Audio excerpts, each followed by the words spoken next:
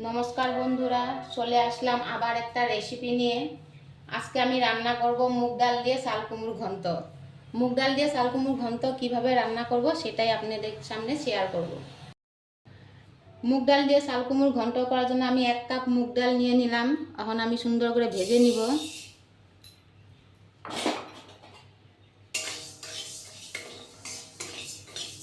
হালকা লাল লাল করে নিব।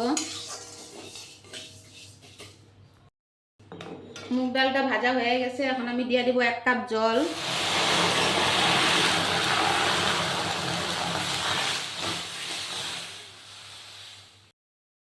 মুগ ডালটা অর্ধেক সিদ্ধ হওয়ার পরে তারপরে আমি চাল কুমড়োটা দিয়ে দিব। মুগ ডালটা অর্ধেক সিদ্ধ হয়ে গেছে, এখন আমি দিয়ে দিব কেটে রাখা চাল কুমড়োটা।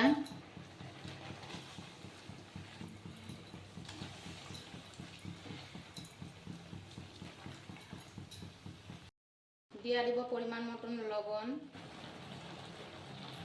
কেটে রাখা কাঁচা লঙ্কাটা আমি এখন দিয়ে দিব। মুগ ডাল হয়ে গেছে, এখন আমি নামিয়ে দিব। এখন আমি দিয়ে দিব কড়াইতে তেল। এখন আমি দিয়ে দিব তেজপাতা, দিয়ে দিব শুকনো মরিচ, দিয়ে দিব একটু কালো জিরা।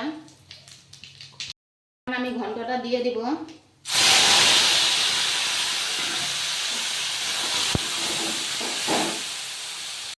দিয়ে দিব একটু জিরার গুঁড়া, দিয়ে দিব একটু চিনি।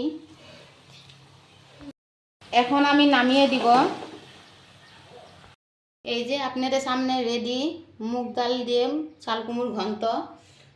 ভালো লাগলে লাইক কমেন্ট শেয়ার করবেন। চলে আসবো আবার একটা নতুন রেসিপি নিয়ে।